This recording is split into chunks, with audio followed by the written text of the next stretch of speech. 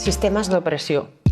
Quan parlem de relacions d'opressió, ens referim a relacions sistèmiques que es donen a través de pràctiques institucionals, discursos econòmics, socials i polítics a la nostra societat. Parlem, per exemple, del masclisme, de la lesbofòbia, la transfòbia, el racisme i el capacitisme, d'entre altres. Ens adonem que en el mateix moviment feminista, en el mateix interior de les nostres organitzacions, es produeixen relacions de privilegi, de poder, i d'aquí sorgeix la necessitat de revisar aquests espais de privilegi, aquestes relacions de poder, i qüestionar-nos a nosaltres mateixes en quin lloc ens situem quan treballem des dels feminismes i contra les violències masclistes. El impacto que tienen estos sistemas de opresión es la discriminación, la desigualdad, la exclusión, ya que generan alteridad y diferenciación al posicionar a unos sujetos por debajo de otros, de manera que aquellos sujetos que quedan fuera